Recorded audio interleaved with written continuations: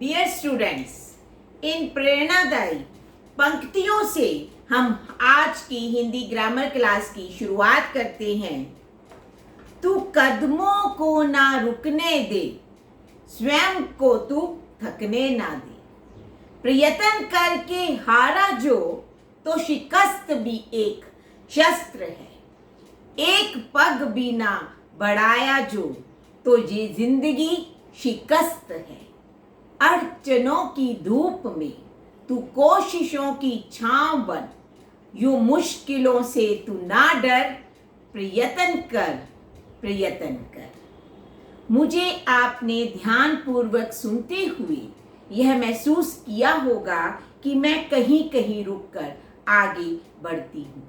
मेरा ये रुकना ही आज के पाठ की शुरुआत है, यानी कि विराम चिन्ह। विराम चिन्ह क्या होते हैं? भिन्न भिन्न प्रकार के भावों और विचारों को स्पष्ट करने के लिए जिन चिन्हों का प्रयोग वाक्य के बीच में या अंत में किया जाता है, उन्हें विराम चिन्ह कहते हैं। दूसरे शब्दों में विराम का अर्थ है रुकना। वाक्य को लिखते अथवा बोलते समय बीच में कहीं थोड़ा बहुत रुकना पड़ता है, जिससे भाषा स्पष्ट, अर्थवान एवं भावपूर्ण हो जाती है। लिखित भाषा में इस ठहराव को दिखाने के लिए कुछ विशेष प्रकार के चिन्हों का प्रयोग करते हैं। इन्हें ही विराम चिन्ह कहा जाता है। यदि विराम चिन्ह का प्रयोग ना किया जाए तो अर्थ का अनर्थ हो जाता है। जैसे रोको मत जाने दो, रोको मत जाने दो, रोको मत जाने दो। पहले वाक्य में अर्थ स्पष्ट नहीं होता, यानी कि वह अर्थहीन हो जाता है, रोको मत जाने दो। दूसरे वाक्य में रोको के बाद अलग विराम लगाने से रोकने के लिए कहा गया है, रोको मत जाने दो। तीसरे वाक्य में रोको मत के बाद अलग विराम लगाने से किसी को ना रोक कर उसे जाने के लिए कहा गया है, रोको मत जाने दो। इस तरह विराम चिन्ह लगाने से वाक्य अर्थपूर्ण हो जाता है। चलिए अब बात करते हैं विराम चिन्हों की, जो कि कई प्रकार के होते हैं। अब बात करते हैं विराम चिन्हों की। पहला है पूर्ण विराम। राम स्कूल जाता है। वाक्य समाप्त होने पर पूर्ण विराम लगाया जाता है। उसके बाद अल्प विराम। अल्प विराम में कॉमा है। इसका अर्थ है अर्ध विराम की तुलना में और कम देर रुकना हो तो अल्प विराम का प्रयोग किया जाता है। वाक्य, पद आदि में अलगाव दिखाने के लिए तथा संबोधन और हाँ नहीं के बाद भी इसका प्रयोग किया जाता है। अल्प विराम का उदाहरण, मैं बाजार से सेब, केले, चीकू आदि लाया। सेब, केले, चीकू, इनमें हमने अलग विराम का प्रयोग किया है और वाक्य के अंत में पूर्ण विराम का प्रयोग किया गया है। उसके बाद अर्ध विराम। पूर्ण विराम की अपेक्षा कम देर रुकना हो तो अर्ध विराम का प्रयोग किया जाता है। कल रविवार है, अर्ध विराम, छुट्टी का दिन है, अर्ध विराम, आराम मिलेगा, पूर्ण विराम। उसके बाद बात करते हैं प्रश्नवाचक चिन्ह की। जहां प्रश्न किया जाए तब यह चिन्ह लगाया जाता है। कब, क्या, क्यों आदि प्रश्नवाचक शब्दों का प्रयोग हो भी सकता है और नहीं भी, परंतु वक्ता जिस वाक्य में प्रश्न करता है उसमें इस चिन्ह का प्रयोग अवश्य होता है। जैसे शिव कौन थे, इसमें इसका प्रयोग किया गया है। उसके बाद है विस्मय आदि बोधक चिन्ह। हर्ष, आश्चर्य, घृणा आदि मनोभावों को प्रकट करने वाले पदों के बाद या वाक्य के अंत में इस चिन्ह का प्रयोग होता है। इस चिन्ह का प्रयोग संबोधन के लिए भी किया जाता है। वह, इस इसका प्रयोग हुआ है, विस्मय आदि बोधक चिन्ह को लगाया गया है, आपने कमाल कर दिया, पूर्ण विराम। उसके बाद है योजक चिन्ह या विभाजक चिन्ह। तत्पुरुष द्वंद्व समास के मध्य तुलना करते हुए द्वितीय रूपों में इसका प्रयोग होता है।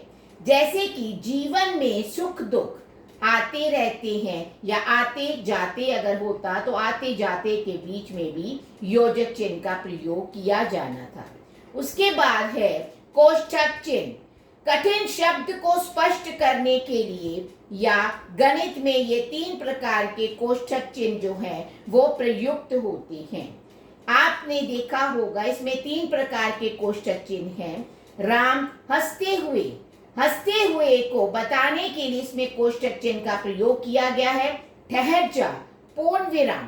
उसके बाद है अवतरण या उद्धरण चिन्ह। यह एक हरा भी होता है और दोहरा भी होता है।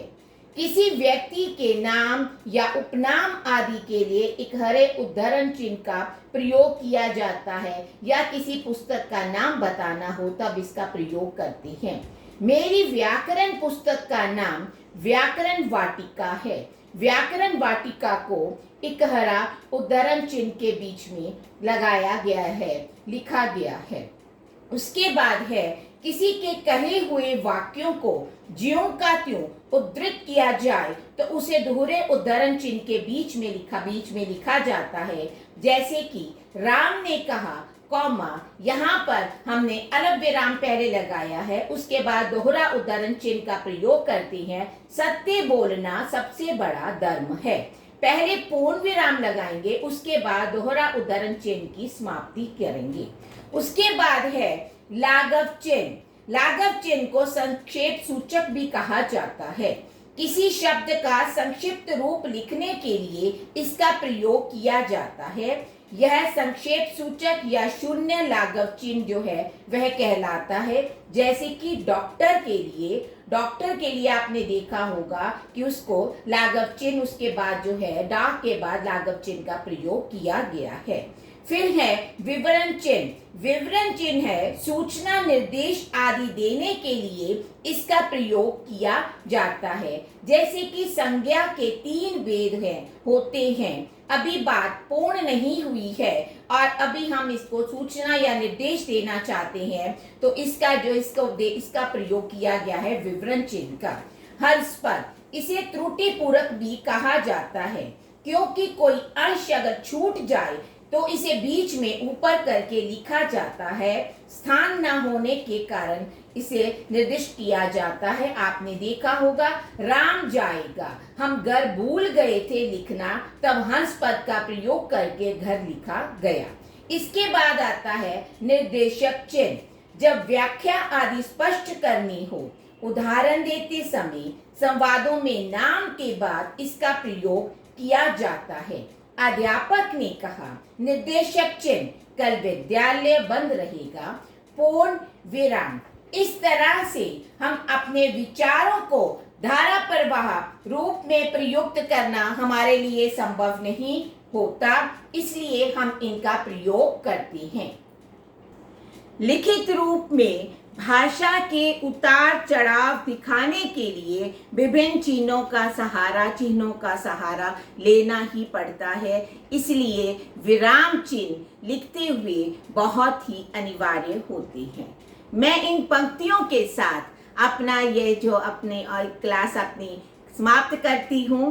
लहरों से डरकर नौका पार नहीं होती, कोशिश करने वालों की कभी हार नहीं होती, कभी हार नहीं होती।